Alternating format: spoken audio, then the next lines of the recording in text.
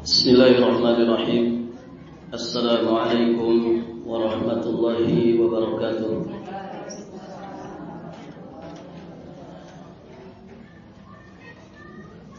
Alhamdulillahilladzi arsala rasulahu bil huda wa dinil haqq liyudhhirahu 'ala dini kullihi wa kafa billahi shahida. Asyhadu an la ilaha illallah wahdahu rabbi la syarika lah wa asyhadu anna Muhammadan abduhu wa rasuluh. Qala Allah ta'ala fi kitabihil karim, ya ayyuhalladzina amanu taqullaha haqqa tuqatih wa la tamutunna illa wa antum muslimun. Amma ba'd. Allahumma inna nas'aluka ilman nafi'an wa rizqan thayyiban wa amalan mutaqabbala. Para hadirin, akhwat wa ummahat fillah rahimani wa rahimakumullah. Alhamdulillah, kita bersyukur kepada Allah pada pagi hari menjelang siang ini kita dimudahkan Allah untuk kembali melanjutkan pelajaran kita. Masih di pembahasan kitab Riyadhus Shalihin. Kita sekarang masuk di bab yang baru, bab al-qana'ah wal-'afaf wal-iqtisad fil ma'isyah wal-infaq wa dhammus su'al min ghairi daruratin. Bab tentang qana'ah, tentang iffah, menjaga kehormatan, al-iqtisad fil ma'isyati wal infaq, sederhana dalam hidup dan memberi nafkah, serta mencela tindakan meminta-minta tanpa alasan yang sangat mendesak. Tayyib, ibu-ibu yang dirahmati Allah, judul bab yang panjang, ada sekian poin yang menjadi judul bab ini. Semuanya merupakan akhlakul karimah. Semuanya merupakan akhlak-akhlak yang mulia yang jika ada pada diri kita, maka berarti kita memiliki apa yang menjadi sumber kebahagiaan lahir dan batin, untuk selanjutnya menjadi wasilah besar bagi keselamatan dan kebahagiaan kita di kehidupan akhirat nanti. Baik, ibu-ibu yang dirahmati Allah, di muqaddimah dari bab ini ada sekitar 4 ayat yang dinukilkan oleh Imam An-Nawawi rahimahullahu ta'ala. Baik, ibu-ibu yang dirahmati Allah,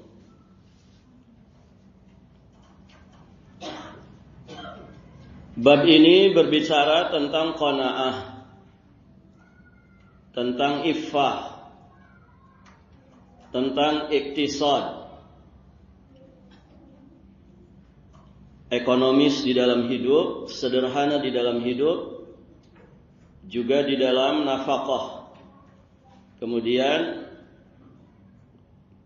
celaan terhadap tindakan meminta-minta tanpa alasan yang mendesak.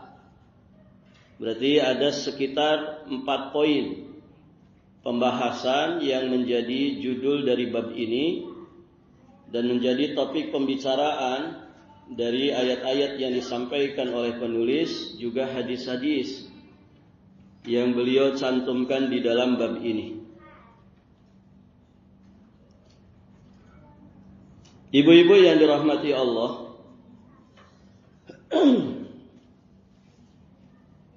empat perkara ini tadi kita sampaikan semuanya merupakan akhlak yang mulia, akhlak yang agung, yang jika ada pada diri kita, insya Allah itu menjadi sumber kebahagiaan kita. Dan kita akan menjadi orang-orang yang bahagia saat kita berinteraksi dengan manusia. Kenapa? Karena kita orang qanaah, orang yang iffah, orang yang iktisad, dan tidak pernah bergantung kepada siapapun. Taib, ibu-ibu yang dirahmati Allah. Dan 4 poin ini sejatinya merupakan kebutuhan di dalam hidup dan kehidupan kita sebagai kaum muslimin. Ibu-ibu yang dirahmati Allah, ada 4 ayat yang disampaikan oleh penulis yang mengawali pembahasan bab. Ayat pertama di surat Hud, ayat yang ke-6. Allah Subhanahu wa taala berfirman, Ba'da a'udzu billahi as-sami'il 'alim minasy syaithanir rajim min hamzihi wa nafthihi wa nafthihi. Wa ma min dabbatin fil ardi illa 'ala Allahi rizquha. Dan tidak ada satupun dabbah, makhluk bergerak, makhluk bernyawa di muka bumi ini, melainkan semuanya dijamin rezekinya. Siapa yang menjamin rezeki mereka? Allah Azza wa Jalla, yang diantara namanya yang husna, Allah memiliki nama Ar-Razzaq, zat yang maha memberi rezeki.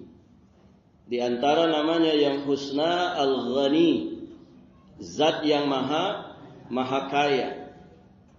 Jadi di sini Allah memberitahukan bahwa Allah akan menjamin seluruh rezeki makhluk-makhluknya, yang kecil maupun yang besar, yang ada di daratan maupun yang ada di lautan. Semua jaminan rezekinya tanggungan Allah.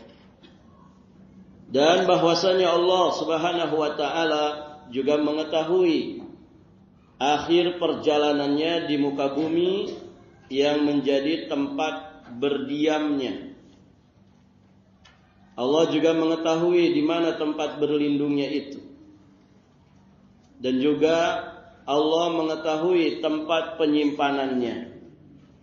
Jadi semua rezeki terkait dengan masalah rezeki itu jaminan Allah. Artinya selama orang itu masih hidup, jaminan rezekinya masih ada. Ibu-ibu yang dirahmati Allah, karena tidaklah seseorang itu diwafatkan Allah, melainkan Allah telah mencukupkan semua jatah rezekinya. Jadi manusia hidup itu pasti dapat rezeki. Pasti dapat rezeki. Dan ini akidah Islam. Kita wajib mengimani bahwa hanya Allah pemberi rezeki. Sumber rezeki hanya datang dari Allah Subhanahu wa ta'ala. Namun ibu-ibu yang dirahmati Allah, yang jadi masalah itu sejatinya bukan urusan rezekinya, tapi pemahaman sebagian orang yang memahami secara sempit terkait dengan urusan rezeki. Sebagian orang jika mendengar istilah rezeki, maka bayangan hatinya, bayangan di benak dan juga di pikirannya itu hanyalah urusan duit. Begitu kan Ibu? Jadi kalau sedikit duit berarti sedikit rezeki. Kalau sedikit uangnya maka berarti sedikit rezeki. Nah pertanyaannya, apakah rezeki itu sebatas itu? Duit itu, ibu-ibu yang dirahmati Allah, itu bagian dari salah satu di antara sekian banyak rezeki duniawi. Dia salah satu dari bagian rezeki duniawi. Ini baru ngebahas rezeki duniawiyah. Nah, itu salah satu di antara bagian rezeki duniawiyah itu adalah uang. Bukan satu-satunya rezeki dunia. Nah, ini yang harus dibenahi. Karena kalau kemudian mempersempit makna rezeki duniawiyah hanya sebatas pada ukuran uang dan uang, maka berat bagi kebanyakan manusia untuk dia mewujudkan syukurnya kepada Allah. Ibu, masyarakat kita yang miskin itu berapa persen?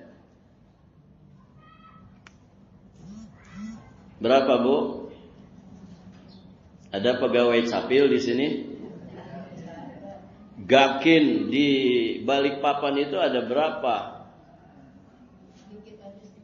Sedikit. Alhamdulillah. Kalau se-Indonesia banyak orang susahnya atau banyak orang yang senangnya? Banyak yang susahnya, kan begitu. Bisa dikatakan mungkin 70% masyarakat kita susah.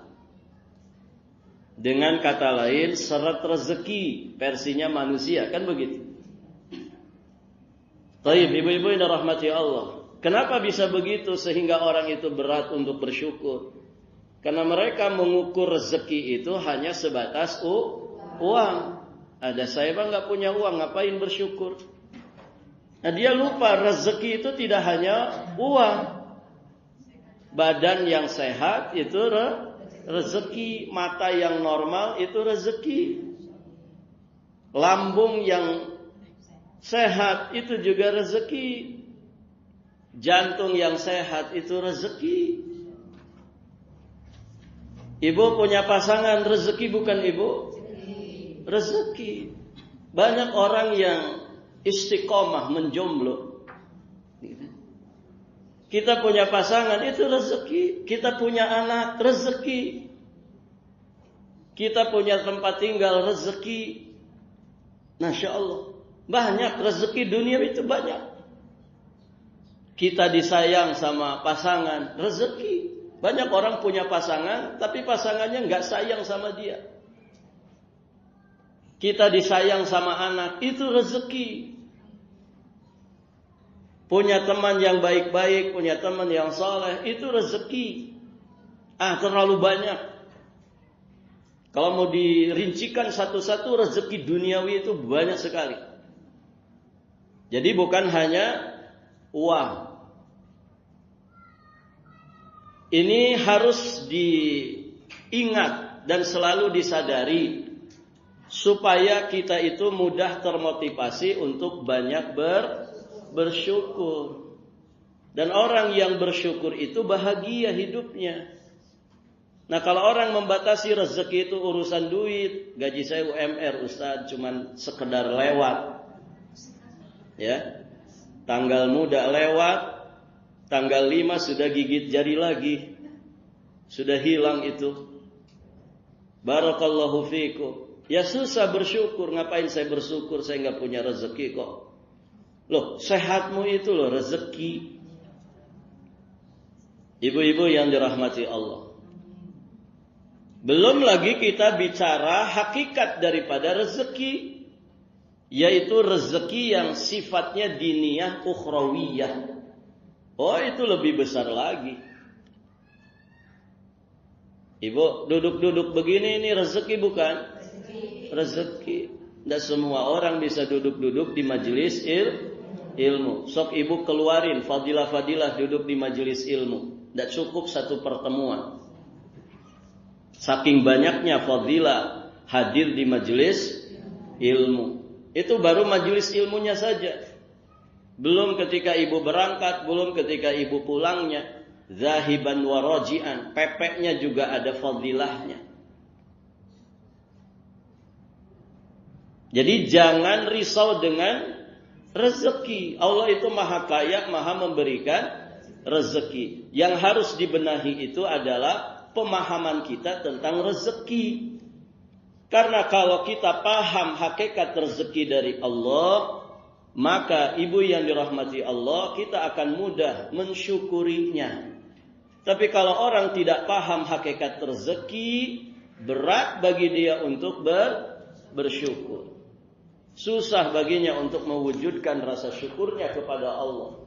Sehingga yang ada hari demi hari semakin bertambah keluhan demi keluhan.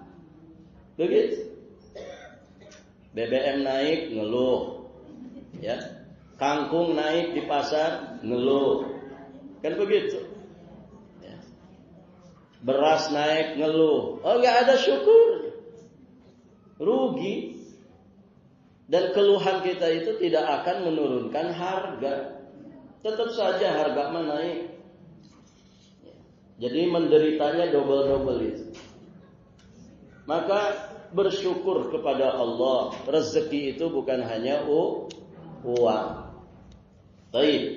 Dan insya Allah selama kita masih hidup, jaminan rezeki itu akan selalu ada. Masih pada hidup kan Ibu? Alhamdulillah. Baik. Ayat yang kedua, surat Al-Baqarah ayat 273. Lil fuqara'il ladzina usiru fi sabilillah la yastati'una darban fil ardi yahsabuhumul jahilu aghniya'a minat ta'affuf ta'rifuhum bisimahum la yas'aluna an-nasa ilhafa. Jadi kalau ayat yang pertama tadi itu terkait dengan jaminan rezeki bagi makhluk hidup, apalagi manusia, apalagi yang sedang berikhtiar untuk menjadi orang yang beriman dan bertakwa, untuk senantiasa menjadi orang saleh di sisi Allah. Dari situ hendaknya kita tidak meminta-minta kepada siapapun dan selalu bergantung kepada Allah dalam masalah rezeki dan juga segala kebutuhannya. Nah, di ayat kedua ini dijelaskan tentang yang namanya iffah. Lil fuqara'il ladzina usiru fi sabilillah. Untuk orang-orang fakir. Fuqara itu jamak dari fakir.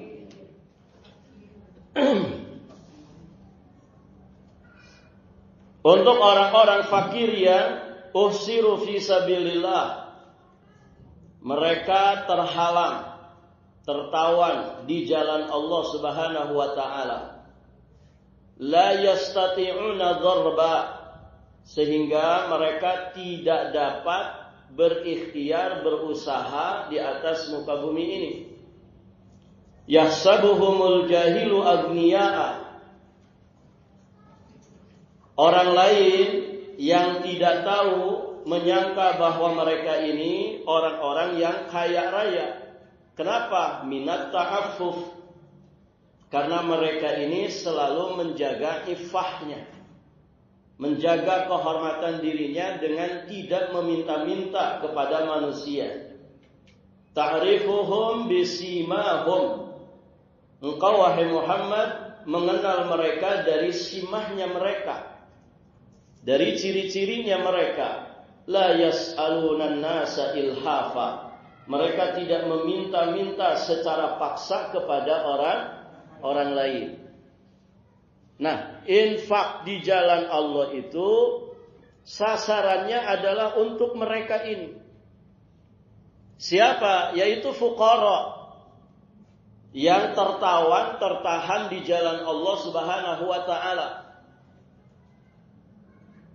Mereka tidak bisa berusaha di muka bumi ini. Kenapa? Karena sibuk di jalan Allah Subhanahu wa taala. Kemudian mereka juga memiliki sifat disangka orang-orang yang kaya. Padahal fuqara mereka itu. Tapi saking mereka itu menjaga iffahnya, tidak meminta-minta kepada manusia, tidak menjadi beban bagi manusia, maka orang-orang yang tidak tahu, mereka menyangka ini orang-orang cukup, orang-orang yang berkecukupan. padahal aslinya tidak seperti itu. Dan ini kemuliaan bagi mereka. Masya Allah. Ya, terkadang kan orang itu memandang seseorang itu serba mampu. Padahal mah dia itu tidak mampu. Kenapa disangka mampu? Karena orangnya tidak pernah minta-minta. Tidak pernah nampak keluhan pada dirinya, apalagi terkait rezeki. Tapi aslinya dia itu orang yang fakir. Kan bisa saja ibu, orang itu begitu. Ada orang kaya tapi seperti orang miskin. Ada orang miskin tapi seperti orang kaya. Mana yang bagus bu? Hah? Barakallahu fiikum. Ada orang miskin tapi seperti orang kaya. Itu bisa dua. Bisa yang negatif, bisa yang positif. Kalau yang negatif itu miskin tapi sok kaya. Makan di restoran bintang 7 gitu ya.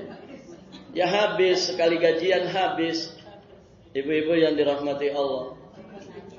Miskin tapi gayanya gaya orang kaya. Pakai jubah, pakai jilbab, tidak mau yang biasa. Pengennya abaya yang harga 5 juta. Gitu ya. Nah itu namanya miskin, kelihatannya kaya, tapi sok kaya. Negatif itu. Tapi kalau ada orang aslinya dia miskin, tidak mampu, tidak banyak punya kemampuan dari sisi finansial. Tapi orangnya menjaga iffah. Mungkin dia punya penghasilan, mungkin dia punya gaji. Barakallahu fikum. Tapi kemudian dia gunakan semuanya untuk kebaikan. Cukup untuk hanya sekedar menafkahi istrinya, anak-anaknya. Dia mungkin juga punya mertua yang di bawah tanggungannya. Dia gunakan untuk mertuanya. Dia mungkin juga punya orang tua yang sekarang dikafil oleh dirinya. Dia gunakan untuk kedua orang tuanya. Sehingga mungkin kelihatannya dia ini orang mapan, orang mampu. Tapi ternyata sekali dia punya harta, langsung habis. Ya, dikeluarkan di jalan Allah. Dan dia tidak meminta-minta kepada siapa. Nah, orang-orang yang begitu itu, ibu-ibu yang dirahmati Allah, justru yang selayaknya kemudian mendapatkan sasaran infak dan sedekah. Makanya miskin itu kan ada dua. Miskin yang suka minta-minta. Kemudian ada miskin yang menjaga diri dari minta-minta. Yang istimewa ya miskin yang menjaga iffahnya. Taib, ibu-ibu yang dirahmati Allah. Harta itu bagus disimpan atau bagusnya dikeluarkan ibu? Yang mana ini?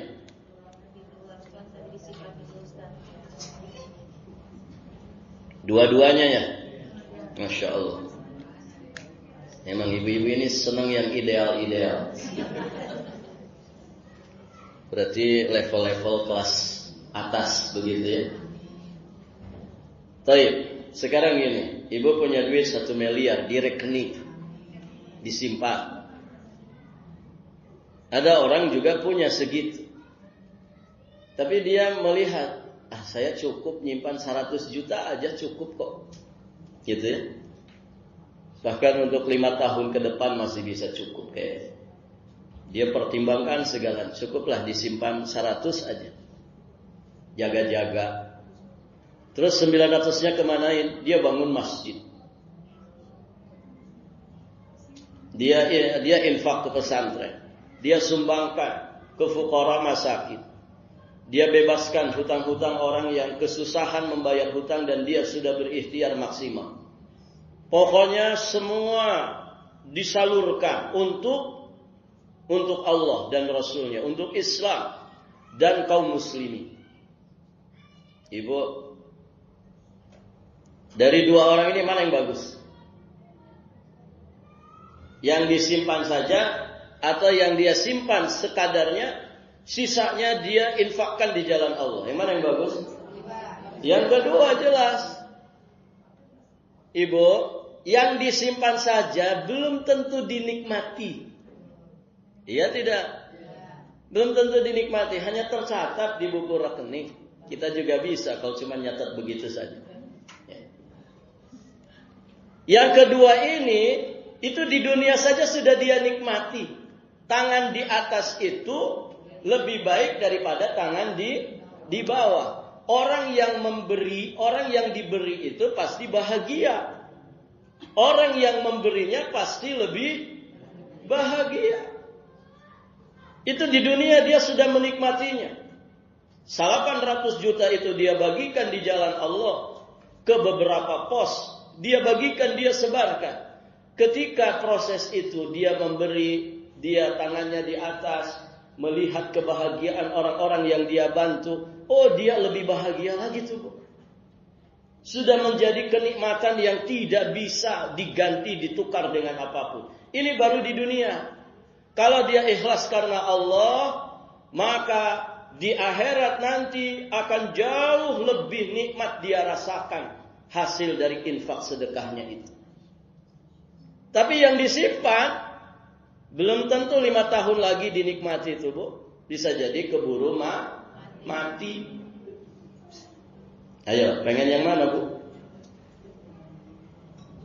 Ya, hidup itu pilihan. Ustaz mah enak ngomongnya, cuma ngomong aja. Omong-omong. Ya, Ustaz itu kan kerjanya memang ngomong, Ibu.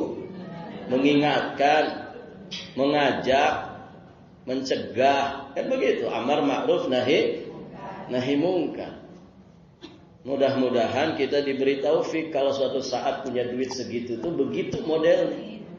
Dan sekarang mah nggak ada gitu ya. Ya, ibu-ibu yang dirahmati Allah. Kan begitu. Nah, ini barangkali di antara ibu-ibu ada yang begitu. Nah, itu jalannya dikasih tahu. Dan yang disimpan mah belum tentu dinikmati, Ibu. Ya. Di dunia saja belum tentu dinikmati. Coba yang dikeluarkan dititipkan kepada Allah. Oh, pasti dipanen itu. Kalau yang Ibu titipkan di bank, belum tentu dipanen di akhirat. Di dunia saja tidak bikin bahagia kok, enggak. Apa tiap hari Ibu bukain rekening itu murojaah gitu ya. Buka ya, oh 1 miliar, baru senyum-senyum bahagia. Enggak ada ceritanya begitu. Ngapain juga murojaah buku rekening ya. Tapi tadi yang diinfakkan di jalan Allah, oh itu sudah jadi kebahagiaan. Kebahagiaan, Masya Allah. Lihat anak yatim yang disantuni bahagia. Lihat kebahagiaan orang yang sedang renovasi masjid gak selesai-selesai, kita sumbang jadi selesai, bahagia lagi. Itu di dunia saja sudah melahirkan kebahagiaan. Bagaimana nanti di akhirat jika dia ikhlas karena Allah. Tapi tadi yang disimpan, oh belum tentu. Belum tentu, Ibu. Dan rugi kan, orang itu punya sesuatu yang membahagiakan tapi tidak bikin kita bahagia. Rugi enggak? Rugi. Barakallahu fiik. Baik, ibu-ibu yang dirahmati Allah. Dijelaskan di sini tentang ayat 273 dari surat Al-Baqarah ini. Yakni kaum muhajirin yang melakukan perjalanan untuk mentaati Allah dan Rasul-Nya. Jadi ayat ini berbicara tentang kaum muhajirin. Muhajirin itu siapa? Muhajirin itu siapa, Ibu? Orang-orang yang berhijrah. Para sahabat Nabi yang berhijrah dari Mekah ke Madinah. Kaum muhajirin yang melakukan perjalanan untuk mentaati Allah dan Rasul-Nya. Mereka menempati Madinah, sedangkan mereka tidak mendapatkan sarana yang dapat mencukupi kebutuhan mereka. Tidak juga mereka dapat melakukan perjalanan demi untuk mencari kebutuhan hidup. Ini di kota asing, di negeri asing, tentu ada adaptasi yang harus mereka lakukan. Orang Mekah rata-rata ahli dagang, orang Madinah rata-rata ahli tani, ahli kebun. Berbeda kebiasaan mereka. Dalam kondisi seperti ini, orang yang tidak tahu akan menyangka bahwa mereka ini orang-orang kaya karena terbukti mampu menjaga diri dalam pakaian, dalam keadaan mereka, ucapan mereka, dan mereka tidak pernah mendesak dalam meminta. Tetapi orang-orang yang benar-benar memperhatikan mereka pasti akan mengetahui hakikat mereka ini orang-orang yang sedang susah. Mereka meninggalkan keluarganya, meninggalkan hartanya, jabatannya, meninggalkan pekerjaan dan penghasilannya di Mekah. Datang mungkin ke Madinah lillahi ta'ala, berhijrah karena Allah, kemudian untuk Rasulnya, tanpa membawa apapun. Hartanya mereka tinggalkan, keluarganya mereka tinggalkan, penghasilannya mereka tinggalkan, jual belinya mereka tinggalkan. Tapi di Madinah mereka menjaga iffah. Begitu Bu, hasil didikan Nabi itu kayak gitu modelnya. Orang-orang yang betul-betul menjaga iffahnya. Sulit mereka itu sebetulnya. Susah mereka itu, tidak punya apa-apa. Tapi mereka menjaga iffah. Pun demikian, sahabat Ansar juga hasil didikan Nabi, mereka tidak mau mendiamkan saudaranya dari kaum muhajirin kesusahan begitu saja. Maka dipersaudarakan oleh Nabi. Kemudian satu dengan yang lainnya, yang Ansornya begitu dermawan, yang muhajirinnya begitu menjaga iffahnya. Luar biasa. Makanya orang-orang Ansor yang punya kebun silahkan bagi 2 kebun. Ya, buat saya separuh, buat kamu separuh. Saya punya tuh beberapa istri. Begitu ya. Akan saya ceraikan sebagiannya supaya menjadi istrimu. Masya Allah Ibu. Itu persaudaraan yang sangat luar biasa. Tapi muhajirin juga tidak mau menjadi beban bagi Ansar. Abdurrahman bin Auf itu malah minta petunjuk di mana pasar, tunjukkan kepadaku pasar. Barakallahu fikum. Ya kalau kita ditawarin gitu Bu, ada besti Ibu misalkan nawarin itu, saya punya kebun 5 hektar. Sudahlah kita parohan, separuh buat kamu, separuh buat saya. Kira-kira diambil gak Ibu? Diambil gak Ibu? Ya ambil. Aji mumpung kan begitu. Baik, ibu-ibu yang dirahmati Allah. Ayat ketiga di surat Al-Furqan ayat 67. Allah Subhanahu wa taala berfirman, "Walladzina idza anfaqu lam yusrifu wa lam yaqturu wa kana baina dzalika qawama." Dan termasuk hamba-hamba Rabb yang Maha Pengasih, Ibadur Rahman.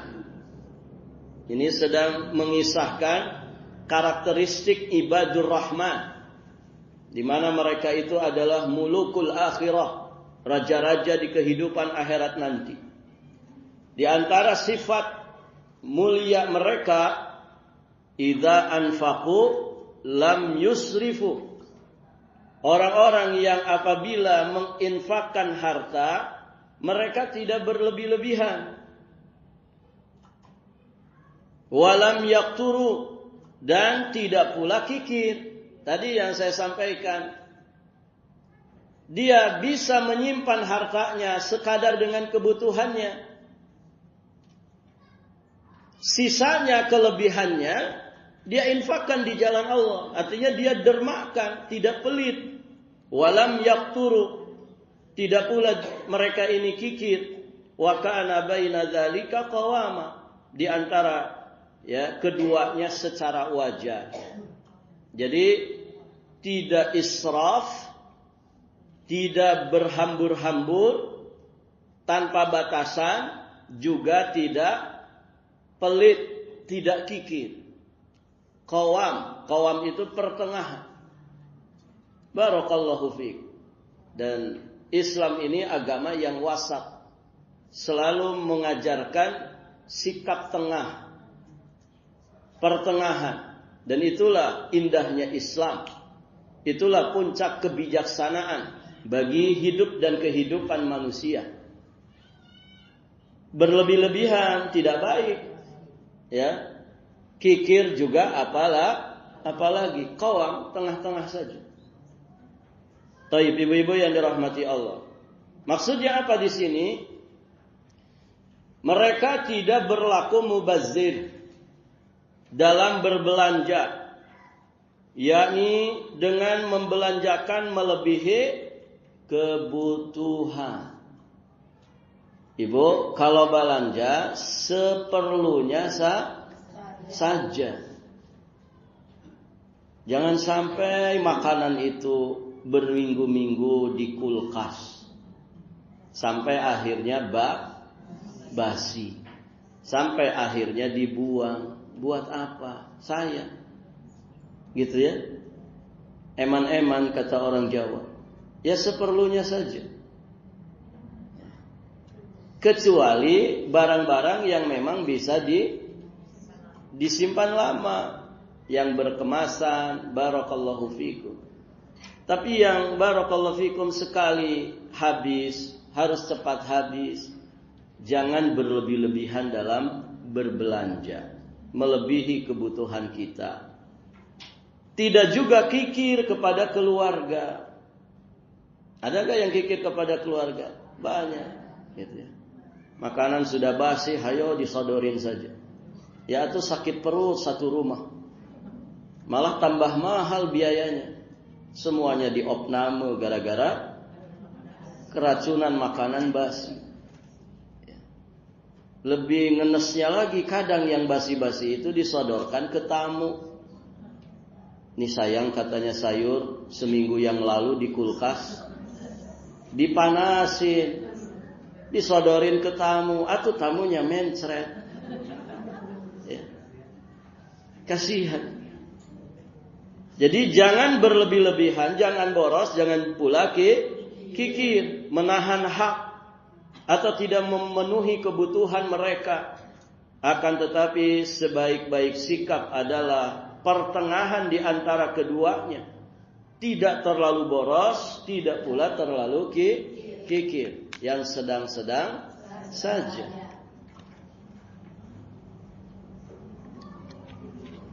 Taib, ibu-ibu yang dirahmati Allah. Nah, ini yang dimaksud dengan al-iqtisad fil ma'isyati wal infaq. Sederhana, ekonomis dalam hidup dan juga di dalam memberi nafkah. Kemudian ayat terakhir yang disebutkan di muqaddimah dari bab ini adalah firman Allah di surat Az-Zariyat ayat 56-57. Ayat yang sering kita dengar. Wa ma khalaqtul jinna wal insa illa liya'budun. Dan tidaklah aku ciptakan jin dan manusia melainkan supaya mereka beribadah kepadaku. Kata Abdullah bin Abbas, liya'buduni ay liyuwahhiduni. Tidaklah aku ciptakan jin dan manusia melainkan supaya mereka mentauhidkan aku, mengesahkan aku, kata Allah, dalam peribadatan. Ma uridu minhum min rizkin wa ma uridu ayyutimun. Aku tidak menghendaki rezeki sedikit pun dari mereka. Nih yang beneran Tuhan tuh begitu. Tidak butuh kepada rezeki dari para hambanya. Wa ma uridu ayyutimun. Aku juga tidak menghendaki agar mereka memberi makan kepadaku. Kenapa? Karena Allah Subhanahu wa ta'ala lah zat yang maha memberi rezeki. Allah Subhanahu wa ta'ala lah yang maha memberikan makan kepada para hambanya. Jadi Tuhan itu, Tuhan yang sebenarnya tidak butuh dikasih rezeki, tidak butuh dikasih makan. Justru Tuhanlah yang sebenarnya memberikan rezeki dan juga memberikan makan kepada para pengabdinya. Nah aneh kalau ada orang nyembah-nyembah ke sesembahan, yang sesembahannya itu harus dikasih makan, dikasih sesaji. Terus kalau dikasih sesaji, misalnya kepala hewan, ya, yang dikasih itu kepalanya saja, dagingnya nggak dikasih. Kalau dikasih kopi, kopinya kopi pahit, gitu kan ibu? Pernah lihat sesaji ibu? Sesaji itu ada gula batu, nanti dikasih kelapa tua diiris kecil-kecil. Nanti ada juga bubur merah, bubur putih. Nanti ada juga degan, duegan. Nanti ada juga telur yang dibungkus pakai daun, dicongclokin, gitu ya. Nanti ada dupa buat kemenyan, parukuyan namanya. Ya, nanti ada lagi macam-macam lah gitu ya. Saya tidak ingat semuanya. Rokok betul bu. Ya, pengalaman kayak. Rokok gitu ya. Ada yang rokok biasa, ada yang rokok serutu. Yang orang kaya ya sesajinya rada mewah lah, gitu kan. Baru itu disajikan. Kok Tuhannya pengen ngerokok, Tuhannya pengen makan. Nanti ada sedekah bumi, itu disedekahi itu berhalanya, disedekahi. Kok Tuhan dikasih makan, Tuhan dikasih rezeki? Ya bukan Tuhan berarti. Ibu-ibu yang dirahmati Allah. Makanya di sini Allah tegaskan, aku ciptakan jin dan manusia itu supaya mereka beribadah mengabdi kepadaku. Bukan supaya mereka ngasih rezeki kepadaku, ngasih makan kepadaku. Aku nggak butuh itu semua. Tapi aku perintahkan mereka supaya beribadah kepadaku. Dan itu pun bukan kebutuhanku. Itu sejatinya kebutuhan bagi manusia dan jin. Kenapa jin di sini disebut duluan?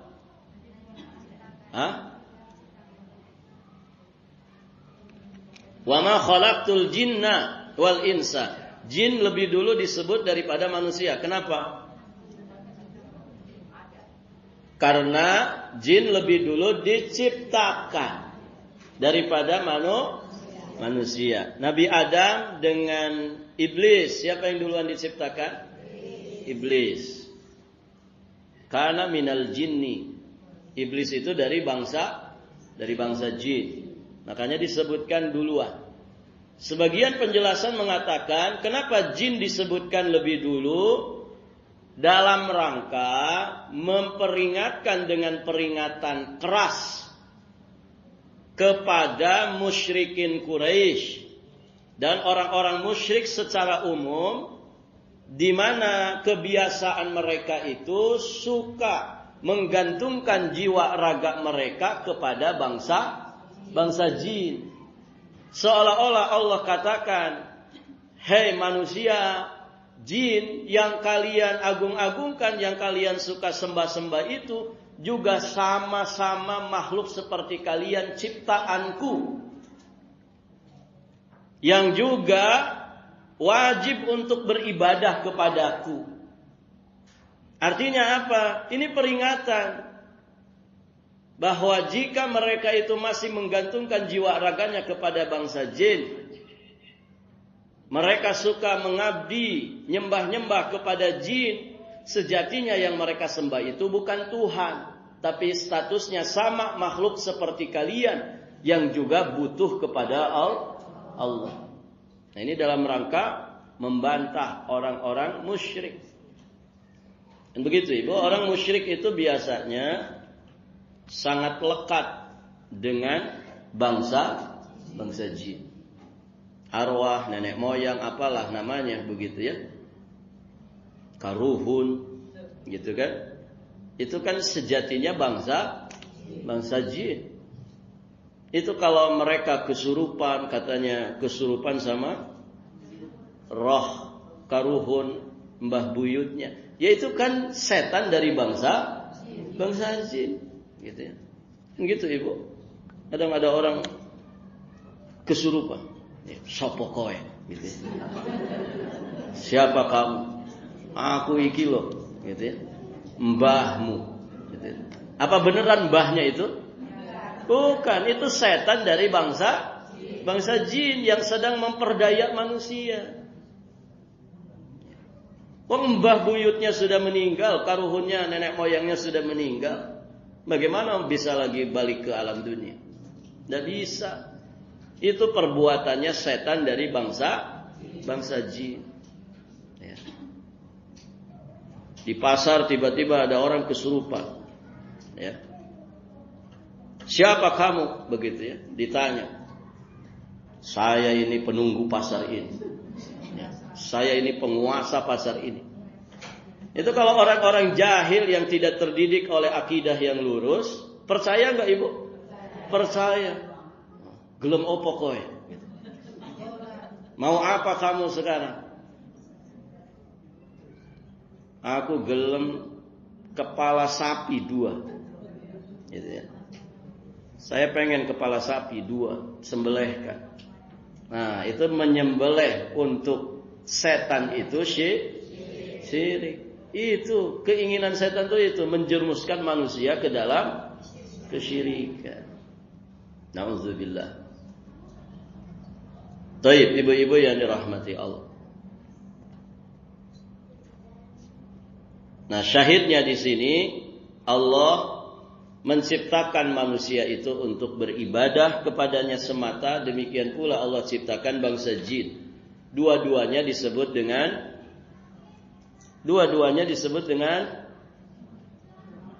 jin dan manusia itu disebut mukallaf. Makhluk yang mukallaf atau disebut juga saqalain. Apa Bu? Saqalain. Kenapa disebut saqalain? Karena dia memikul saqal. Saqal itu beban berat. Maksudnya dua-duanya mukallaf, terbebani oleh syariat untuk tunduk patuh kepada Allah Subhanahu wa taala, menjalankan ibadah hanya kepadanya semata. Beda dengan binatang. Binatang mukallaf bukan? Jadi kalau ada kambing enggak sholat, ya enggak apa-apa. Namanya juga kambing, wedus, gitu ya. Enggak apa-apa enggak sholat. Yang masalah itu kalau manusia tidak sholat karena dia mukallaf. Allah sudah kasih dia akal, sudah kasih dia fitrah. Kalau binatang tidak dikasih akal. Taib, ibu-ibu yang dirahmati Allah. Tidak hanya diciptakan, Allah juga memberi mereka rezeki, ya, berupa makanan, minuman dan semua yang menjadi fasilitas yang bisa menjadikan manusia itu mampu mewujudkan ubudiyahnya kepada Allah. Ya kan? Semua fasilitas untuk kita ibadah itu sudah dikasih sama Allah. Kita dikasih umur, kita dikasih sehat, kita dikasih oksigen, kita dikasih kecerdasan akal untuk kemudian barakallahu fikum, ya, kita menjalankan hidup dan kehidupan di alam dunia ini. Kita juga dikasih kemampuan untuk berkembang biak, meneruskan keturunan, ya, meneruskan kelanjutan dari keberlangsungan kehidupan manusia sampai batas waktu yang Allah Subhanahu wa taala tentukan. Ini semuanya menjadi fasilitas. Lebih dari itu, yang menjadi inti fasilitas adalah diturunkannya nabi dan rasul, diturunkan wahyu kepada mereka untuk disampaikan kepada umat manusia, sehingga manusia dan jin mendapatkan bimbingan dan panduan bagaimana menegakkan ubudiyah kepada Allah dengan sebenar-benarnya. Semua fasilitas itu sudah diberikan, tinggal kita mau menggunakannya atau tidak. Demikian ibu-ibu yang dirahmati Allah, alhamdulillah 4 ayat ini sudah selesai kita bahas. Insyaallah taala nanti kita lanjutkan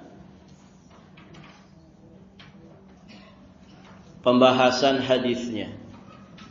Ini kita bahas di pertemuan yang akan datang saja. Insyaallah taala biidznillah taala. Barakallahu fikum.